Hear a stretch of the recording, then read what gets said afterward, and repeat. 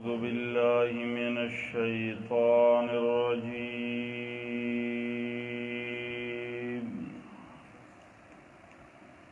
بسم الله الرحمن الرحيم.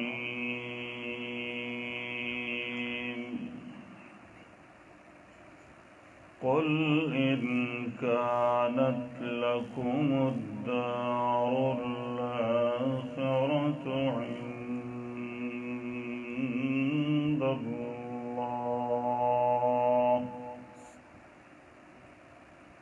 عند الله خالصة من دون الناس فتمنوا الموت إن كنتم صادقين.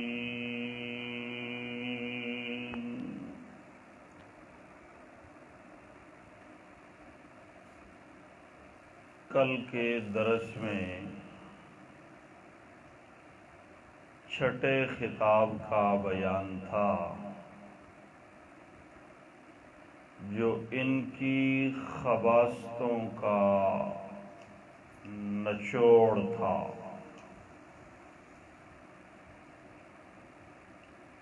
مختلف برائیاں، خباثتیں اللہ نے ان کی بیان فرمائی. سب سے بڑی خباثت ان کی اللہ کی اولاد مان لینا، شرک والی خباثت.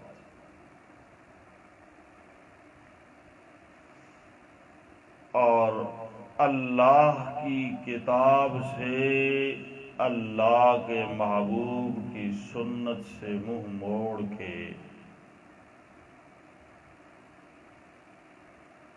اشربوا فی قلوبہم العجل، گائے کے بچے کی محبت ان کے دلوں میں پیوست کر دی گئی، پلا دی گئی. یہ سارا کچھ کرتے ہیں، اللہ کی کتاب سے منہ بھی موڑتے ہیں،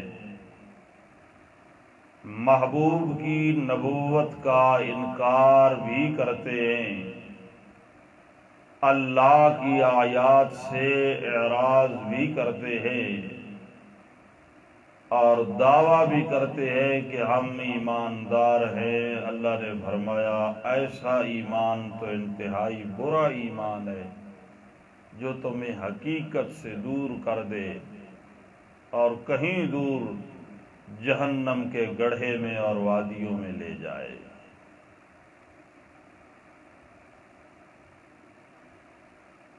ان کی خباثتیں بیان کرنے کے بعد آج کے سبق میں رب العالمین انہیں چیلنج دیں گے مباہلے کا. آ جاؤ میدان میں،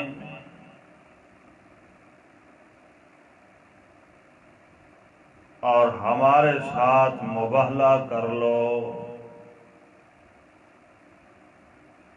یا اللہ ہم سچے ہیں تو ہمیں نجات دے، ہم جھوٹے ہیں تو ہمیں برباد کر. ہر فریق میدان میں آ کر یہ دعا مانگے گا کہ یا اللہ ہم میں سے جو جھوٹا ہے اسے تباہ و برباد کر دے. فرمایا قل ان كانت لكم الدار الآخرة عند الله،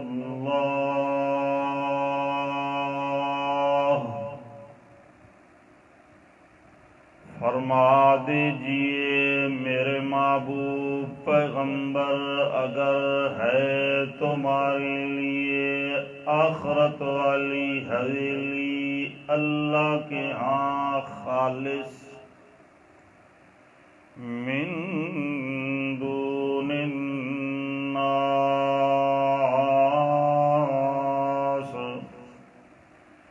باقی لوگوں کا وہاں پر کوئی حصہ نہیں، جنتی صرف تم ہو، مسلمان تم ہو۔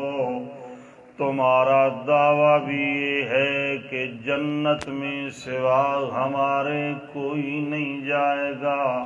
لَن يَدْخُلَ الْجَنَّةَ إِلَّا مَنْ كَانَ هُودًا أَوْ نَصَارَىٰ۔ جنت میں یا یہودی جائیں گے یا عیسائی جائیں گے۔ عیسائیوں کا دعویٰ تھا کہ جنت میں ہم جائیں گے، یہودیوں کا دعویٰ تھا کہ جنت میں ہم جائیں گے۔ دوسرے مقام پہ اللہ فرماتے ہیں انہوں نے یہاں تک دعویٰ کر دیا، نحن ابناء اللہ واحباؤہ، ہم اللہ کے محبوب بھی ہیں، چہیتے بھی ہیں۔ اس سے بھی بڑھ کے نحن ابناء اللہ، ہم اللہ کی اولاد ہیں، اللہ کے بیٹے ہیں۔ رب العالمین نے وہاں فرمایا قل فلم يعذبكم بذنوبكم، اگر تم رب کے محبوب ہو، رب کے چہیتے ہو، رب کی بیٹے ہو، رب کی اولاد ہو، میرا پیغمبر ان سے پوچھئے کہ رب پھر تمہیں تمہارے گناہوں پر عذاب اور سزا کیوں دیتا ہے؟ معلوم ہوا بل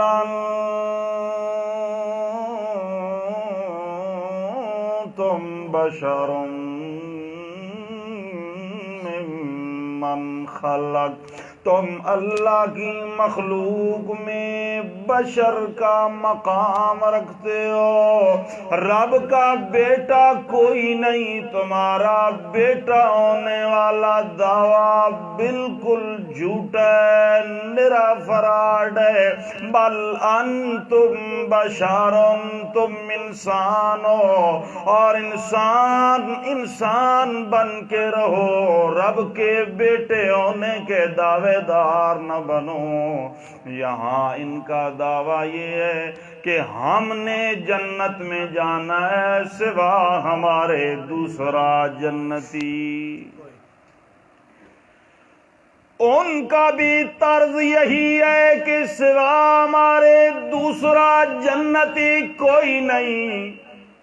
اور آج کے مسلمان ٹولیوں میں بٹ کر، جماعتوں میں بٹ کر، فرقوں میں بٹ کر دعوے دار اسی کی ہیں کہ سوا ہمارے دوسرا کوئی جنت میں جانے والا۔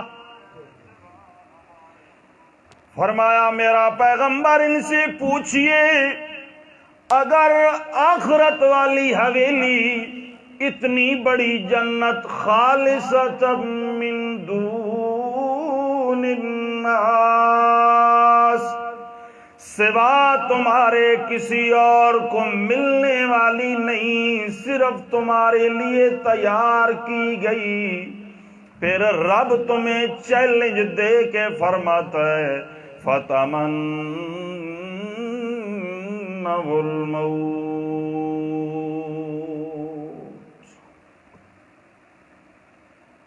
جنت کے دعوے دار ہو، اور دعویٰ بھی ایسا کہ سوا ہمارے جنت میں جائے گا کوئی نہیں، پھر یہ بات بھی یقینی ہے کہ جنت بغیر موت کے ملتی بھی۔ فَتَمَنَّوُا الْمَوْتَ إِن كُنتُمْ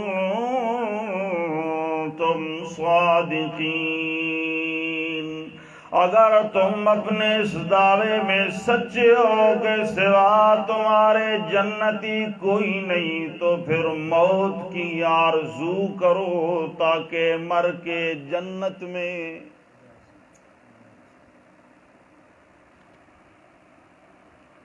اللہ یہاں پر خود حکم دے رہے ہیں، چیلنج کر رہے ہیں کہ موت کی کیا کرو؟ تمنا کرو۔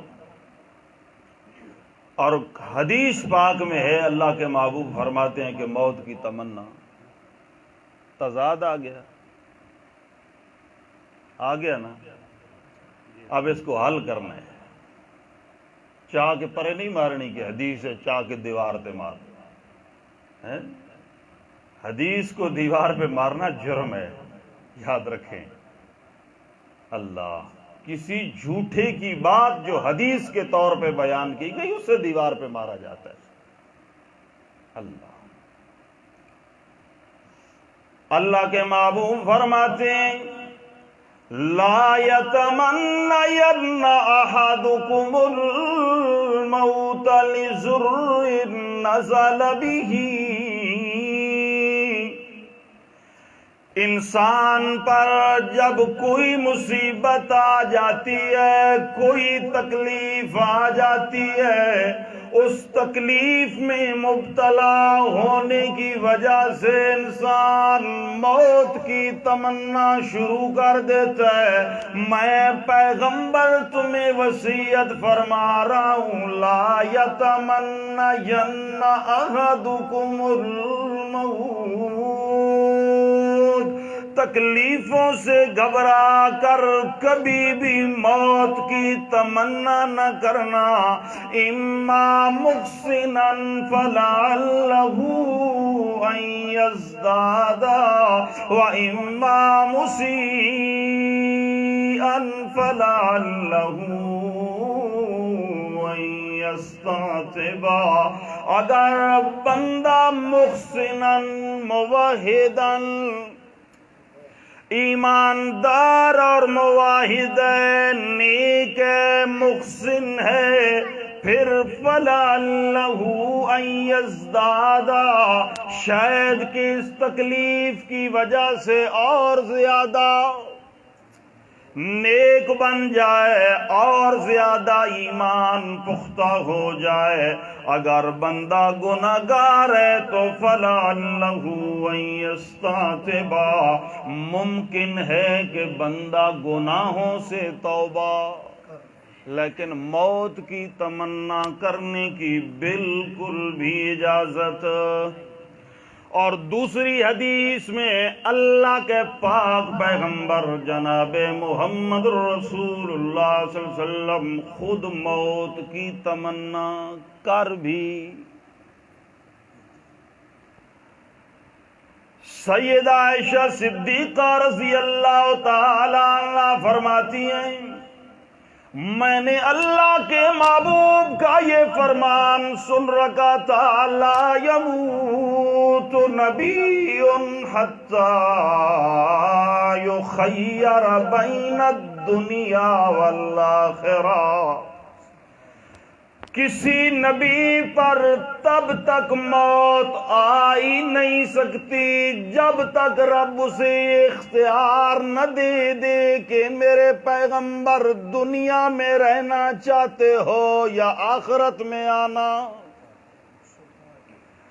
اللہ کے محبوب جناب محمد رسول اللہ صلی اللہ تعالی علیہ وسلم جب قرآن پاک کی یہ آیت پڑھ رہے تھے مع الذین انعم اللہ علیہم من النبیین والصدیقین والشہداء والصالحین وحسن اولئک رفیقا، دوستی کے لائق نبی ہیں، صدیق ہیں، شہید ہیں، صالحین ہیں۔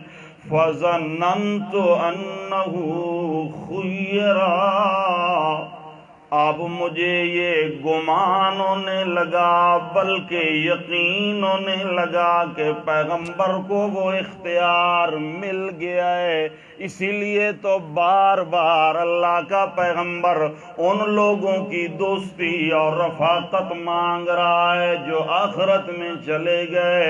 دوسری حدیث مسند احمد کی سیدہ فرماتی ہیں اغمی رسول اللہ صلی اللہ علیہ وسلم موت کے وقت اللہ کے محبوب جناب محمد رسول اللہ صلی اللہ تعالی علیہ وسلم بے ہوش ہو گئے۔ آپ کی بے ہوشی دیکھ کر میں اللہ کے پیغمبر کا سکھایا ہوا دم کرنے لگی۔ ادعو لہو بالشفاء بهذه الكلمات اذهب الباس رب الناس واشف انت الشافي لا شفاء الا شفاءك شفاء لا يغادر سقما۔ میں پیغمبر کی یہ دعا پڑھ کے پیغمبر کے لیے دعائیں شفا کی مانگنے لگی۔ اللہ کے پیغمبر اسی لمحے ہوش میں آئے۔ فانتزع یدہ من یدی، اللہ کے پیغمبر نے اپنا ہاتھ میرے ہاتھ سے چھڑا لیا اور کہنے لگے بل اسأل اللہ الرفیق الاعلی۔ عائشہ تو پریشان ہے کہ میں دنیا نہ چھوڑوں، تو مجھے دعائیں دے رہی ہے، شفا کے لیے رب سے دعائیں مانگ رہی ہے، مگر میں رب سے رفیق اعلیٰ مانگ رہا ہوں۔ میں ادھر نہیں رہنا چاہتا، میں ادھر جانا۔ اللہ کے پاک پیغمبر خود تعلیم دے بھی رہے ہیں، خود ہی روک بھی رہے ہیں کہ موت کی تمنا نہ کرنا۔ حضرت علی رضی اللہ تعالیٰ عنہ فرماتے ہیں لا ابالی اسقط علی الموت او اسقط علی الموت، مجھے کوئی پرواہ نہیں کہ میں موت پر گر جاؤں یا موت میرے اوپر گر جائے، یعنی مجھے مرنے کا کوئی ڈر غم کوئی نہ۔ حضرت عمار رضی اللہ تعالیٰ عنہ نے صفین میں کہا تھا الآن الاقی الاحبۃ محمدا وحزبہ، مجھے کوئی پرواہ نہیں اگر میں اس میدان میں مر جاؤں، میری اللہ کے پیغمبر اور آپ کی جماعت سے ملاقات ہو جائے گی۔ بلکہ شوق میں دعائیں مانگ بھی رہے ہیں۔ اللہ کے محبوب خود اپنی قوم کو دعا سکھاتے ہیں اللہم انی اسألک فعل الخیرات وترک المنکرات وحب المساکین ان تغفر لی وإذا أردت فتنة فی قوم فتوفنی غیر مفتون۔ اللہ مجھے نیکیاں کرنے کی توفیق دے، اللہ مجھے برائیوں سے بچنے کی توفیق دے، اللہ مجھے مسکینوں کی محبت نصیب فرما۔ اللہ میں تیرے در سے مانگ رہا ہوں کہ قوم پر جب تو فتنے اتارنے لگے مجھے بغیر فتنے میں مبتلا کی ہوئی اپنے پاس بلا لینا، مجھے موت دے دینا، موت کی تمنا نہ کرنا۔ اور خود تمنا ہو بھی رہی ہے۔ یوسف پیغمبر قرآن کہتا ہے توفنی مسلمن، دعا مانگ رہے ہیں اللہ مجھے اسلام پر موت دے، والحقنی بالصالحین، اور مجھے صالحین کی جماعت میں داخل فرما دے۔ تحفۃ المومن الموت، کہیں فرمایا الموت ریحانۃ المومن، کہیں فرمایا ان القبر اول منزل من منازل الآخرہ، کہیں فرمایا اگر تم قوت کسی بھی رہنے والی نہیں ہو، تمنا کرنی ہے۔ پھر یوں رب سے کہا کرو اللہم احینی ما کانت الحیات خیرا لی وتوفنی اذا کانت الوفات خیرا لی۔ اللہ جب تک زندگی میرے حق میں بہتر ہے مجھے زندہ رکھ، اور جب موت میرے حق میں بہتر ہو اللہ مجھے موت دے دینا، لیکن صاف لفظوں میں موت کی تمنا۔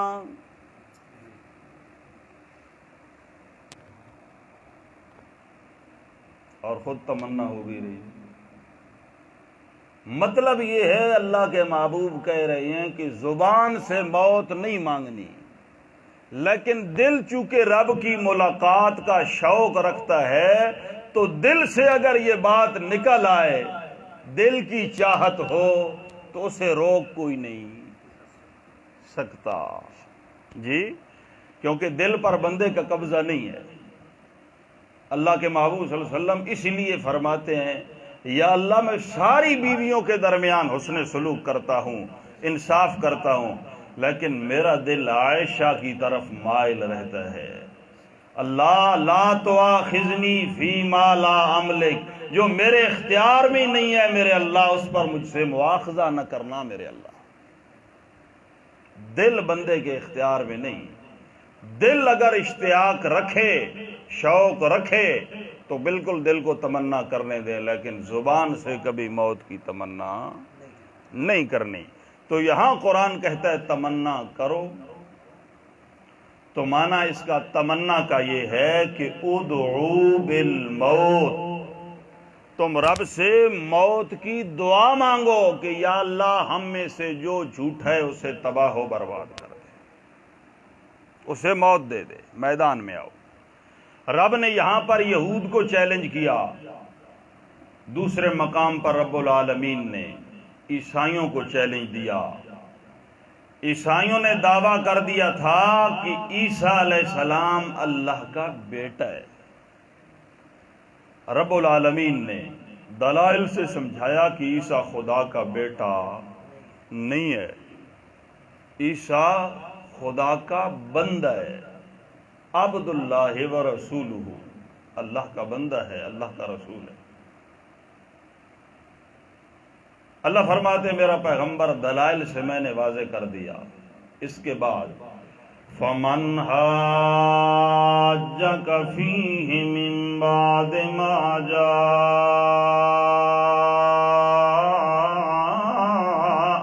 مِنَ الْعِلْمِ فَقُلْ تَعَالَوْا نَدْعُ أَبْنَاءَنَا وَأَبْنَاءَكُمْ ونساءنا ونساءكم وأنفسنا وأنفسكم ثم نبتهل فنجعل لعنة الله على الكاذبين۔ میرا پیغمبر دلائل سے تو ثابت کر دیا گیا کہ خدا کی اولاد کوئی نہیں، عیسیٰ بھی خدا کا بیٹا نہیں۔ اگر اس کے باوجود یہ جھگڑا کر رہے ہیں تو انہیں کہو میدان میں آ جاؤ، ہم اپنے آپ کو میدان میں لے آئیں، تم اپنے آپ کو لے آؤ، ہم اپنی اولاد کو لے آئیں، تم اپنی اولاد کو لے آؤ، ہم اپنی عورتوں کو لے آئیں، تم اپنی عورتوں کو لے آؤ، فَنَجْعَلْ لَعْنَةَ اللَّهِ عَلَى الْكَاذِبِينَ، پھر جھوٹوں پر ہم اللہ کی لعنت کریں۔ میں پیغمبر اپنا خاندان بلا کے میدان میں لاتا ہوں، تم اپنا خاندان بلا کے لے آؤ۔ اللہ کے پیغمبر اپنے خاندان کو بلاتے ہیں اور ساتھ ہی اللہ کے محبوب اپنے نواسوں کو، بیٹی کو، داماد کو بلا کے کہتے ہیں اللہم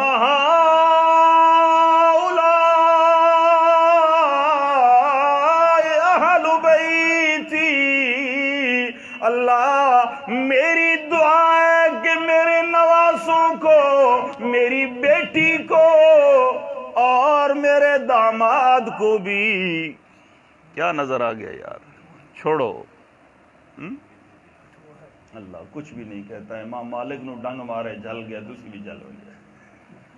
اللہ، وہ تو حدیث پڑھ رہے تھے، وہ ڈستا رہا. یہاں قرآن پڑھا جا رہا ہے اور کہتے بھی ہیں کہ قرآن کی عظمت حدیث سے بھی زیادہ ہے. بٹھوا نظر آیا تو دن ہس پہ ایمان تک کچا ہویا ہے، لڑن دو خیر. اللہ اللہ اللہ کے محبوب دعا فرماتے ہیں ہؤلاء اہل بیتی، اللہ میری دعا ہے کہ میرے ان کو بھی میرے اہل بیت میں شمار کر دے.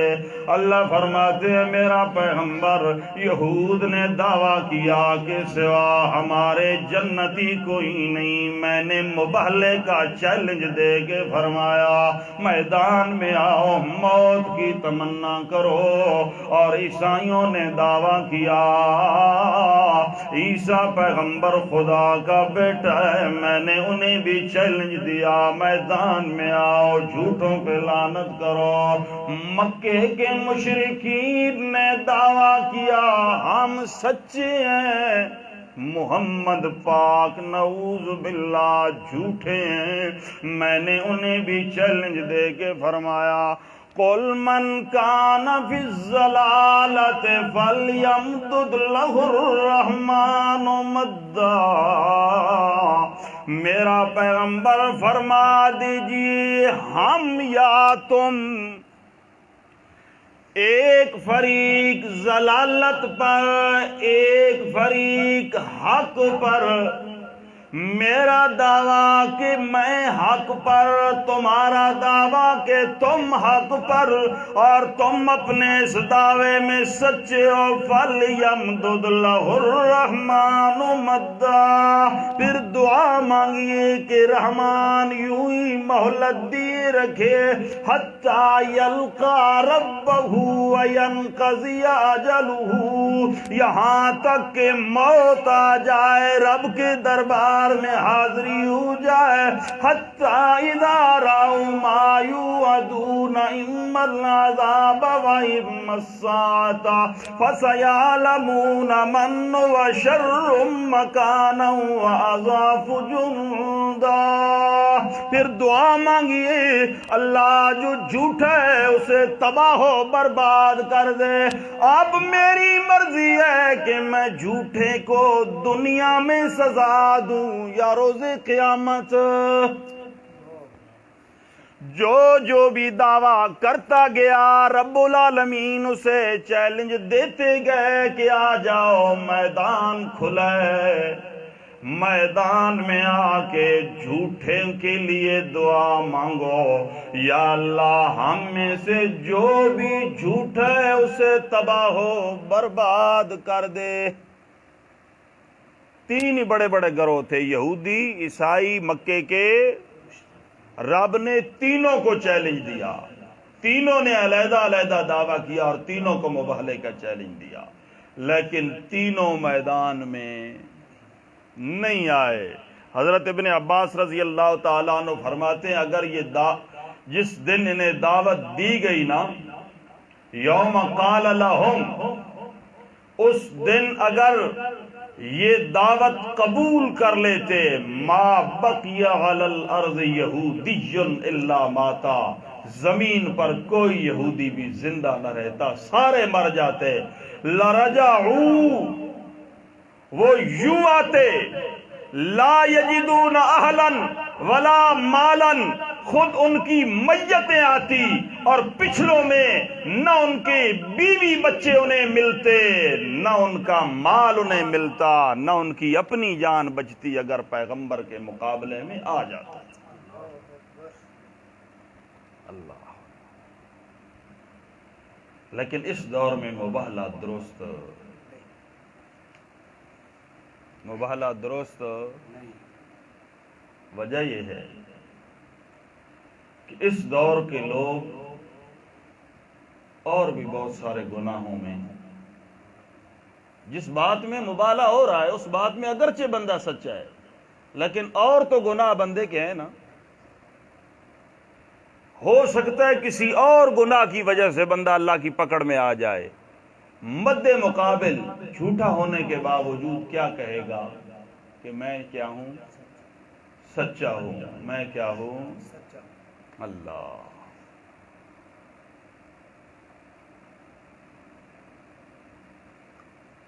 سید عنایت اللہ شاہ صاحب بخاری رحمۃ اللہ تعالی علیہ ساری زندگی یہ کہتے رہے کہ آ جاؤ میرے سامنے بیٹھ جاؤ، بات کر لو، اور پھر ساتھ ہی کہہ دیتے تھے میرے ان دوستوں کو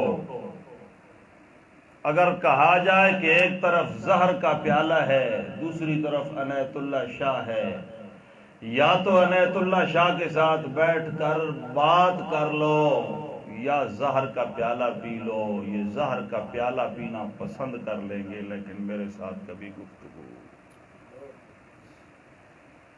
آج کے اس دور میں مولوی بڑھ کے مارتے ہیں، یاد رکھیں. آ جاؤ میرے سامنے آ جاؤ، میں یوں کر دوں گا، میں یوں. یہ ساری روٹیاں پکی ہو رہی ہیں. اگر کوئی آ جائے نا پھر پتہ لگے گا کہ بنتا کیا ہے. گھر بیٹھ کے بڑھ کے مارنا بڑا آسان ہے، میدان میں چلا جانا یہ انتہائی مشکل ہے. اور ایسے دعوے کرنا یہ بالکل بھی درست نہیں ہے. بس قرآن کی دعوت دے. اگر کسی آدمی کو اختلاف ہے تو وہ یا سمجھ لے یا سمجھا دے. بات تو اتنی ہے، وہ یا سمجھ لے یا سمجھا دے، اتنی بات ہے. یہ چیلنج کرنا اور بڑھ کے مارنا یہ بالکل بھی درست نہیں ہے. اللہ فرماتے ہیں میرا پیغمبر انہوں نے دعویٰ کیا، میں رب نے انہیں چیلنج دیا کہ موت کی تمنا کرو کیونکہ موت بغیر جنت ملتی نہیں. موت بغیر جنت ملتی. اللہ کے محبوب بھی معراج کی رات آسمانوں پہ گئے تھے نا، تو آپ صلی اللہ علیہ وسلم نے ایک محل دیکھا تھا جس کا چھت سقف عرش الرحمن، اللہ کا عرش تھا. اللہ کے محبوب پوچھتے ہیں جبریل یہ کس کا ہے؟ جبرائیل امین فرماتے آقا آپ ہی کا محل ہے. فرمایا ذرا ٹھہر جاتوں میں اندر سے دیکھ لوں.